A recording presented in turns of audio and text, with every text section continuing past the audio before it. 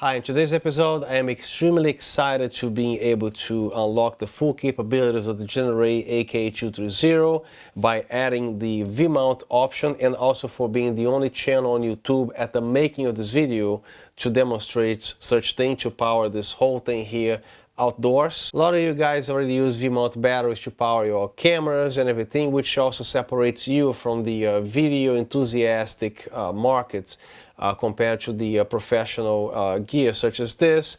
Same way you're gonna find, if not one, two V-mount slots on the back. Never those little batteries such as the Godox SLB60W, the little 60-watt LED lights they can power on the field. This type of stuff here is not the same thing as those regular consumer stuff. My V-mount batteries, they're about an inch thick. Look at the size of this thing. Look at how massive this thing is. And by the way, when you look at the B&H website, the suggested V-mount batteries that you see on the picture there, what I'm showing you guys, what I have in my hands, is exactly the same exact model and size that you're gonna see on the picture to make the review appropriate and more accurate to what you should buy. This light's a very high power, very power hungry device, the same way the RGB panels, those massive panels, they also require batteries this size, so this is no different. And this battery, besides the massive power and current, this is a 15 amp battery. The charger is actually heavier than the battery, so it's very light. This is about 2.2 pounds and the charger is 2.4 pounds. With that said, I ran a test with this light here at 50%, which is plenty of power. I almost got 3 hours out of this battery. I could have gone to 3 hours, but when it starts to flash, I decided to stop because I don't want to hurt the battery, okay? This battery is expensive, and once something flashes, the same way your camcorder starts to flash, don't wait until you run to the last bit of juice, because this is never a good thing for a battery, especially a lithium-ion battery, okay? So when it starts to flash, I would highly recommend you to kind of stop operation and charge the battery. And this battery here, besides being a V-mount battery, you will see on the left side here a D-tap, which gives you 12 volts up to 10 amps of current, and on the right side they even put a USB 1 amp jack here for you to charge your phone in case of an emergency or anything that's on your rig that you can actually run power from here. But you can actually run power simultaneously from the V-mount already here and run a D-tap to whatever device you need to power via the D-tap, and also charge your phone. And on the front here you have the charging status by pressing the little C button right in the middle. And the good thing about this, when you are using this battery, you don't have to come here and press the check button every single time. This is continuously lit until the battery runs out, which means you can look at a distance how much juice you have on this battery when it's in use. Sometimes when you plug in the USB here, you have to press this once to supply power to your whatever device that you're connecting here, and possibly here as well. I don't have a D-tap cable right now, but this is probably what's gonna happen. When the battery is on sleep mode, right, you gotta press this a little bit once, and then this should provide power. And this is how this battery works. And of course, these batteries here, they are not just limited to powering the Genaray Radiance. Any other device, especially those huge 2x1 LED panels, RGB or whatever, you will definitely find 2 V-mount slots on the back, which they require batteries of this mass here, not those little 1-inch little batteries, because those panels, they're very power hungry devices, the same way a 230 watt device will require something like this. In the first time lapse here with the battery depletion test, I forgot to tell the iPad not to dim the screen. Sorry about that, but the time lapse was not interrupted. All you see is going to be a little gap in the beginning, but it didn't affect the time lapse at all.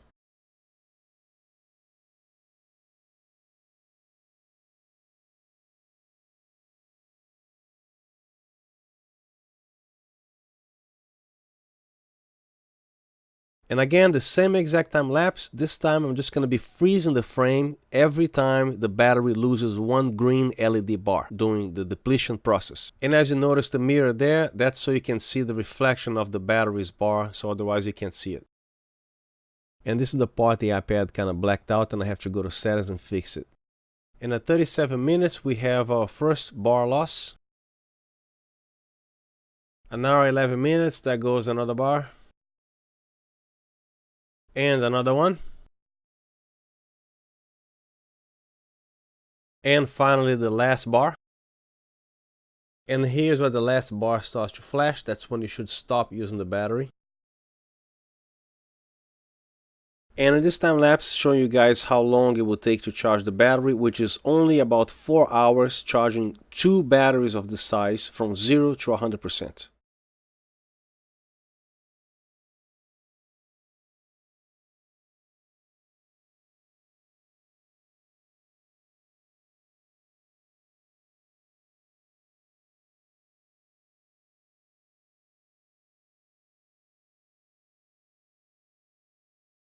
And here's the front of the charger. You see the left and right charging LED indicators, and also here you see you have an extra DC power output that supports 16.7 volts, 4.5 amps. When you connect the V-mount batteries, the output will be 15 volts, 4 amps.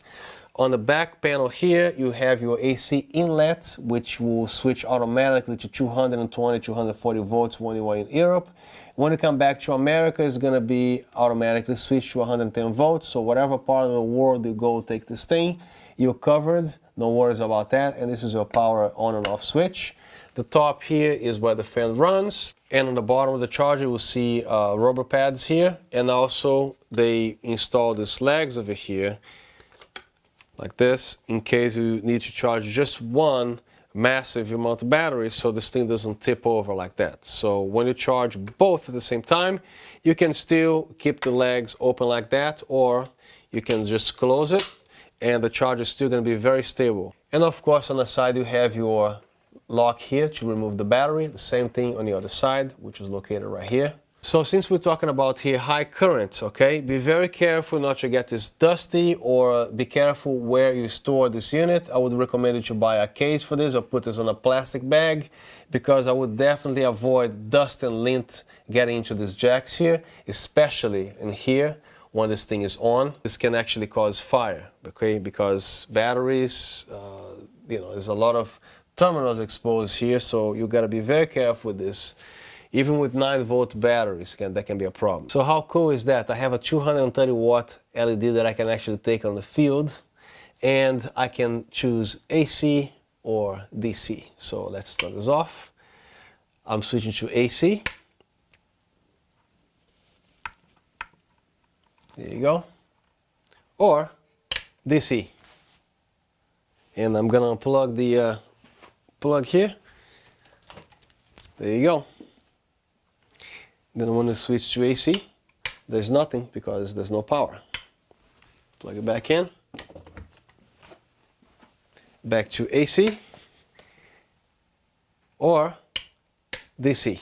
Now with the batteries attached here, you can either switch to AC or DC, it doesn't matter. The only difference, the power of the battery is not being used. When you turn it off, switch to DC, you're gonna see the LEDs coming in immediately, which you don't have to press anything. Everything is automatic, okay? So the cool thing about this, because you don't have to come here all the time and keep pressing this check button here to see how much juice you got left, right?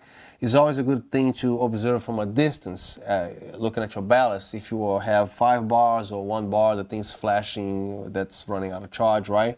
So as long as you're charging the battery or using the actual battery, powering anything, this is going to be automatically on. I don't even think you can cut out the, you can even turn it off. So it's automatically like that, which provides you at any distance that you can see these LEDs there, so you don't have to tap here all the time. Now on DC mode, not only you can use this battery as V-mount, you can run at the same time a D-tap cable to power whatever you have, and also at the same time to power your iPhone, like so. So you have V-mount, D-tap, and USB all being used at the same time, and this battery has plenty of juice for that. And I just wish this USB had a 3 amp or 2 amp output. Unfortunately it's only 1 amp, which is kind of gentle. It takes a little bit of time to charge the phone, but what can you complain, You can have D-tap, the V-mount, and USB powering whatever you got at the same time, which is great. And when you are on DC, off, AC, it doesn't matter. And as you can see, the power is being cut here because I don't see the LEDs here anymore. So when you switch back to DC, I would actually turn it off, wait a few seconds, and then turn it back on. You will see the LEDs coming on here. There you go. So let's now demonstrate the charger here. It comes with the AC cord and also a 4-pin XLR for DC output, in which you're going to connect on the front here. You can also power other devices besides charging the V-mount batteries. So again, regarding the DC jack here, when you don't have any batteries connected, using the AC only, it's going to provide 16.7 volts at 4.5 amps of current. When you do have the V-mount batteries attached here, it also doesn't matter what position of the on and off switch you have, it's always going to be outputting power from the battery, regardless if you connect this to the AC, okay? The voltage here is going to be 15 volts at 4 amps or 16.7 volts at 4.5 amps via AC with no batteries connected. The AC cable that they supply obviously is no longer than 3 feet because the outlet will be right here and the charger will be right under here, okay? So in my case here, I have a table in the middle of my studio here, so I use the extension cord. So as for any V-mount battery, you just put this thing here and you'll notice it's gonna tip this way. That's why they included the legs here, so it doesn't fall, right? And then you can install the other battery here. And when you have the 2 batteries connected, you no longer need the legs, so you can just use the way it is here. And now you're gonna flip the power switch. You're gonna hear the fan.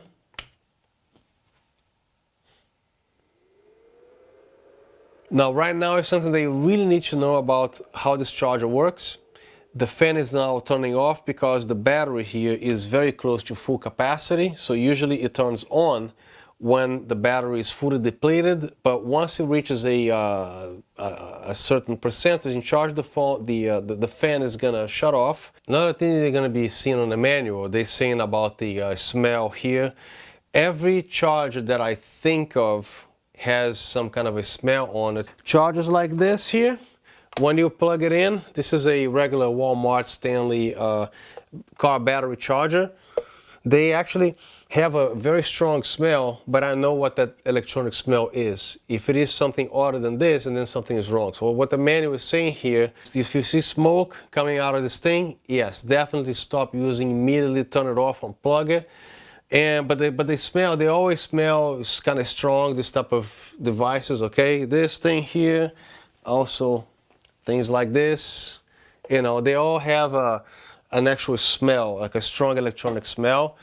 So you should be able to tell when the smell is not right, okay? So don't be alarmed if you use this for the first time, an electronic smell coming at you, okay? There's nothing wrong with the charger, you know. So just to point that out. Now, when you attach any V-mount battery here with an amperage higher than 8.8 amps, this is not going to be charged simultaneously. The system on this particular model of charger here is going to switch to the independent charge or sequential charge, which is going to be at a rate of 2.5 amps. It's going to start on the left channel first until it reaches 85%, and then power stops here, the current, and then it's going to start charging this battery here at the same rate at 2.5 amps until it reaches about 85%. And then once that's reached 85%, it's going to switch to the simultaneous mode again, now at a rate of 5 amps, and both batteries are going to be charged once they reach 85% on both sides. And it won't take a long time to charge this battery. I made my time-lapse test here. As far as I remember, it was about 4.5 hours, and that was pretty much it. I'm talking about both batteries. Even then, they were not charged simultaneously. They were charged first the left channel and the right channel, and I got less than 5 hours of charging time on a battery of 15 amps. I mean, look how massive this thing is, and in less than 5 hours I got both my batteries charged. On the Genaray Radiance at a 50% of power, I almost got 3 hours of usage from both batteries here. Once I saw one of the LEDs here flashing, which means the power is reaching the low capacity, I don't like to force the battery, especially these are not cheap batteries. Okay, this whole setup here, you're looking at $1,200 for this. So I am not messing around with this battery. Once I see that bar flashing here, I shut it off, give the battery a break, and in about an hour or so, when it reaches when the cells reach a particular lower temperature, that's when it should start charging these batteries. You know, I might be wrong. Maybe these batteries, they have a much more sophisticated circuitry that I don't know. But usually when the batteries just got used, fully discharged, don't charge it right away. This is at least the way I do it. But it might not be the case. You'll be able to probably charge it immediately and, you know, whatever. Another thing that I observed, when the batteries were almost depleted, I did not feel any heat from these batteries. They're still cool to the touch. You know, because my Sony camcorder batteries or smaller regular batteries, when they are like, you know, 10%, 2%, you can touch, it's a little warm. This batteries, not really. Going back to the DC power here, this charger comes included with the 4-pin XLR DC cable, which you can power lights like this, any other device that has a 4-pin XLR for power. This is the Genaray Baton, in which I recently made a review. If you want to go check it out, the video is on the description below here. So what you want to do is first to plug the cable here, observing the polarity, the right side, and also from here, and there you go. And another interesting thing is, if you shut off the AC power, the voltage is now supplied uninterrupted by the V-mount battery. So with the AC, as far as I remember, it's 16.7 volts at 4.5 amps. And through the V-mount batteries, at least this capacitor here, the power output here is gonna be 15 volts and 4 amps. So being 15 volts, I'm not sure if, I gotta check with the manufacturer, Genaray, to see if that's okay to power this light under this voltage, because the battery, the voltage says 24 to 27 volts. So I'm not sure if I actually am, if it is not enough voltage for this light. It shouldn't be a big deal, especially LED lights, but I'm gonna consult the manufacturer anyway. So thanks again, guys, for watching the video. Hopefully you're the type of viewer that watched the whole thing, because sometimes I see on the comment questions there, oh, why don't you do this? It's already on the video, but if you skip it, you miss the important things. So my reviews, they're not short, but I assure you, everything that you want to possibly want to know, it's in this video. And then if you have any questions that you didn't see on the video, please ask me the question, and then I try to answer the best of my ability. And once again, thank you so much for watching. Have a good day or a good night.